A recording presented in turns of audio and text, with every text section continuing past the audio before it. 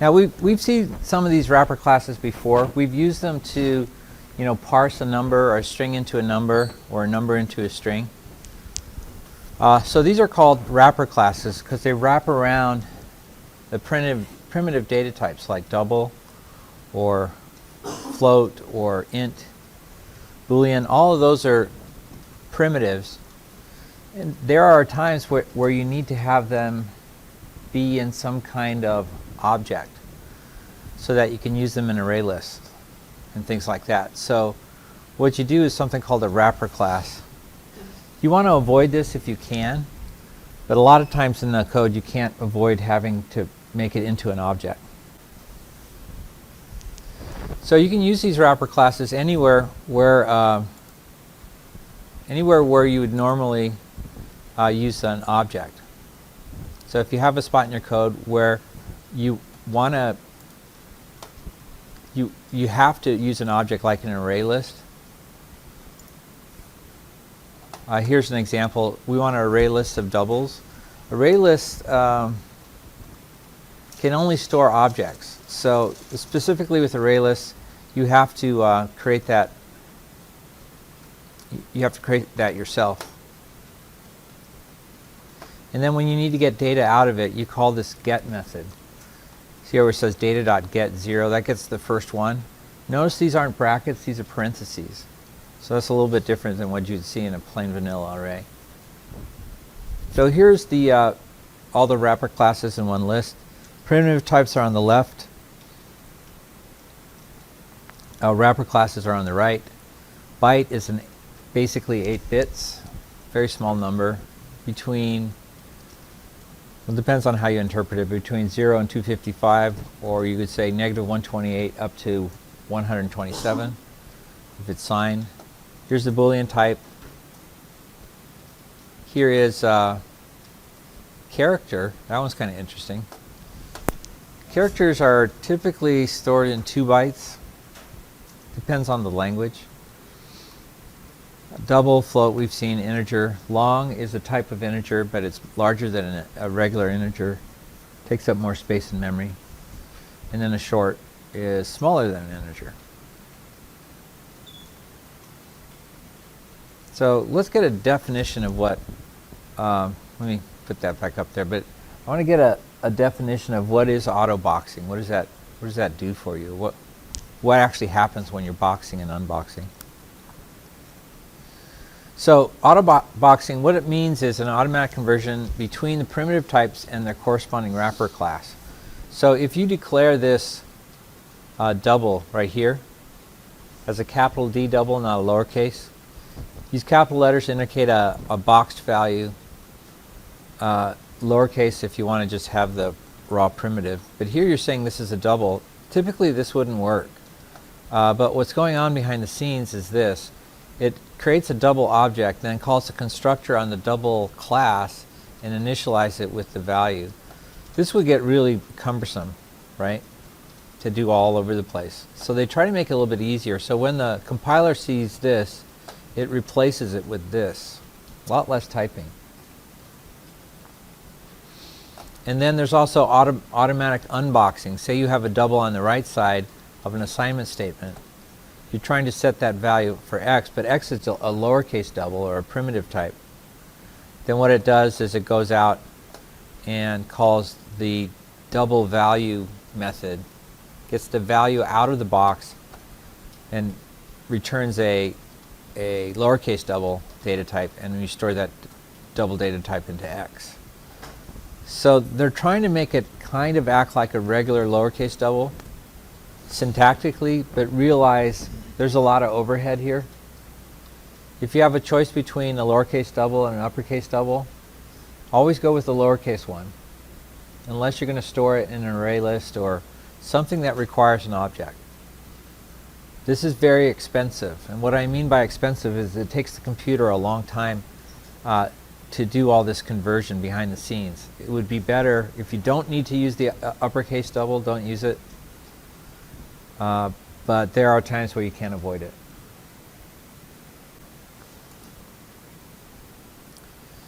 You can even do this inside of arithmetic expressions. Say you have this capital D double and you want to add 1 to it. You add 1 to it and then store it back into itself. That's a complete mess when it comes to boxing and unboxing. First you have to unbox D to get the raw double value. Then you add 1 to it. Then you box it up again into a new double. And then you store that reference into the other double. So again, tons of overhead here. If you do this 100,000 times, your program is going to slog along. So you only want to box and unbox when you have to. Personally, I dislike this, but this allows Java to say that everything's an object. The primitives aren't objects, but you can make objects out of them. I guess that's the way to say it. So now looking at array lists, what does that mean? Well, here we have an array list of, capital D doubles. We can't do an array list of lowercase doubles. Those are primitive types. Those aren't objects. It means an array list can't actually store them. Array lists are for storing object references. If it's not an object, it can't store it. So you're kind of forced into using the uppercase double wrapper class. Here you add that to the values array. Since it's an array list, you just call add. And what happens behind the scene is it takes this lowercase double and then boxes it up and stores it into the array list. And then when it's time to go get the values from it, you say values.get, right? Values is the array. Get is the accessor method to get the first element in the array, perhaps. You pass in 0, it goes out and gets that capital D double, and then behind the scenes it goes and unboxes it so that you can store it into the regular double. So again, lots of overhead, but with array lists only know how to store objects. So remember, we had a discussion last time about arrays and array lists and which one was better. And the answer is it depends on the situation. Array lists are great because they can grow and shrink. You don't have to worry about memory management, but problem with array lists is they can only store objects. They're not good for fundamental data types. So if you have a choice, use an array for fundamental data types, use an array list if you have objects.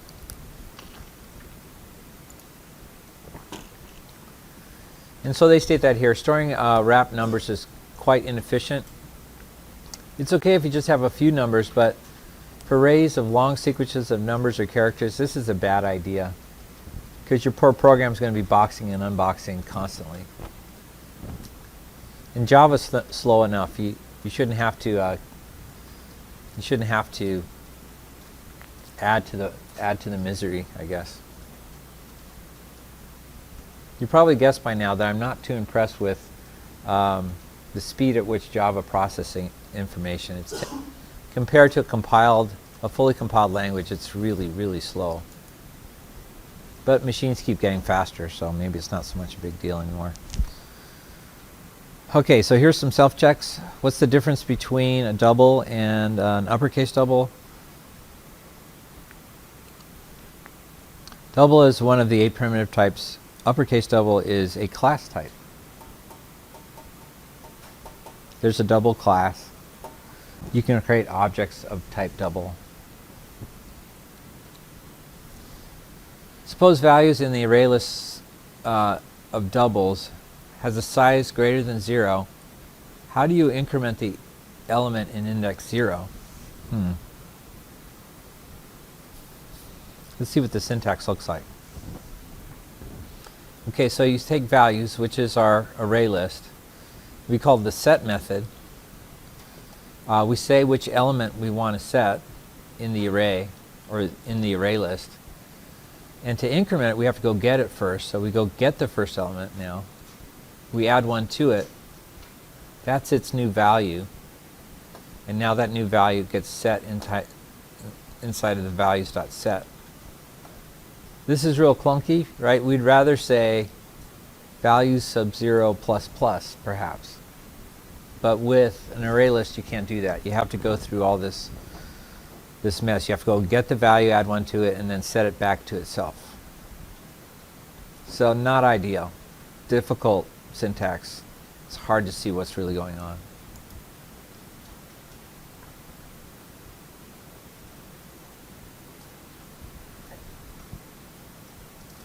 Okay, the second topic for today is something called the enhanced for loop. For loops are, I talked about while loops earlier, and they're just kind of a pain. For loops is a little bit more concise, but even for loops are too much typing. So a lot of languages, and I think this comes out of C++, perhaps, but there's this concept of for each. So say you have this array of doubles, and you want to go for each element in the double, we want to add, we want to just sum up all the elements. Evidently we have an array list of double, we initialize sum to 0, and then we get this really strange syntax right here. We see the for, we've seen for loops before, but now we've got something strange inside the parentheses. We have a data type, we have this thing called element, and then a colon, and then values. And so the way you should read this is actually called a for each statement. So for each element in the values array list or values array, go and grab that element and add it to sum. So for each element in values. For each element in, you can think of this meaning in values. What's cool about this, if you look at the alternative, this is the way we've normally done it. We've got our array, we set the sum, and then we do this for loop. And they're always the same. You say int I equals 0, I less than values.length, I plus plus. You do this constantly. And so, again, programmers are notoriously lazy typists. And so what they want to do is, hey, I do this all the time. Couldn't we say this in a little bit more concise way? Look at all the overhead you have to create here. You got all this plus this line too. You can replace it with this. It's a lot cleaner. So for each element in values, just add it to the sum. Look at all this mess you kind of don't have to write anymore.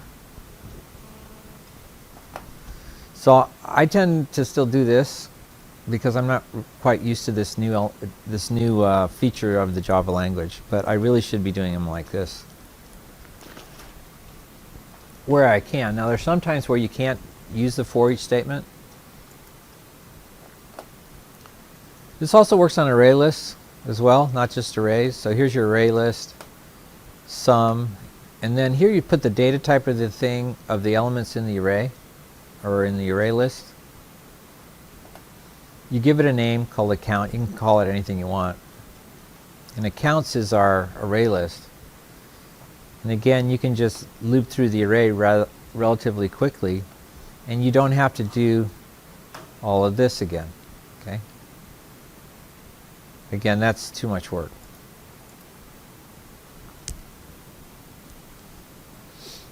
Okay.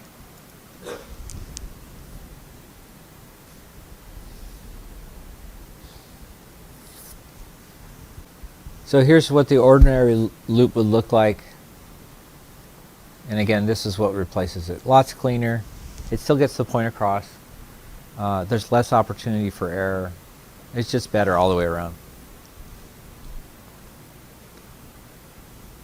A lot of times people will get this part wrong, or they'll forget to do this part, or forget to initialize it. All this happens automatically behind the scenes, so you don't have to mess it up. Or you don't mess it up. It's real easy to mess up too. So now the weird thing about a for each loop is it does not allow you to modify the contents of an array. If you try to go and reset one of the values in the array list or the array, it doesn't allow you to do this, and I'm not quite sure why this is. If you just need to loop through the array and get information from it, if you're looking for something, then use this for each syntax. But if you're wanting to change each element in the array, this is not the way to go. You have to do it the old-fashioned way, like that.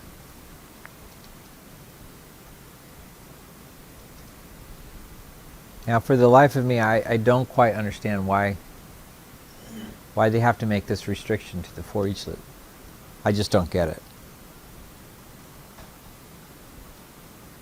So I'll do some research on that, see if I can come up with an answer.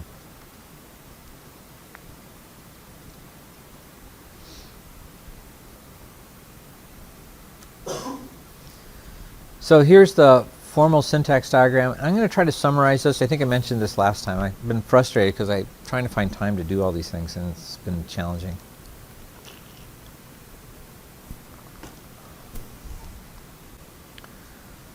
Okay, so again, you type in for, but this time you put in a type name and a variable. The variable can be any name you want to call it. If you were looking for something generic, you could just call it element. And then a colon, which means in, and then the collection. Could be an array, could be an array list. So again, very strange syntax, but it saves you some typing and saves you some confusion, hopefully.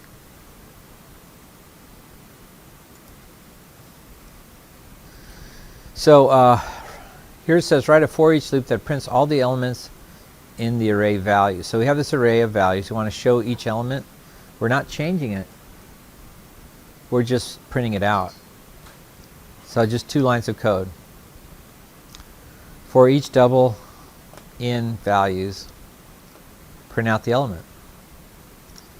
Element, what will it print? I'm not entirely sure this will work.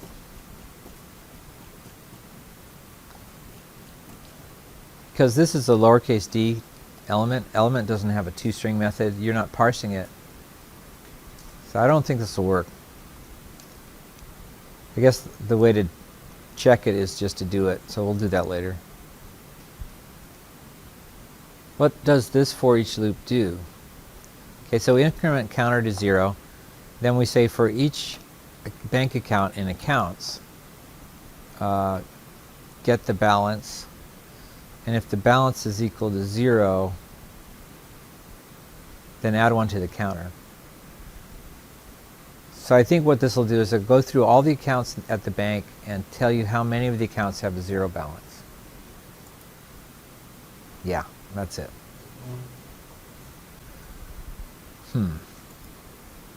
Okay, so we're not going to do partially filled arrays. Our next topic is common array algorithms. So we'll start that up next time.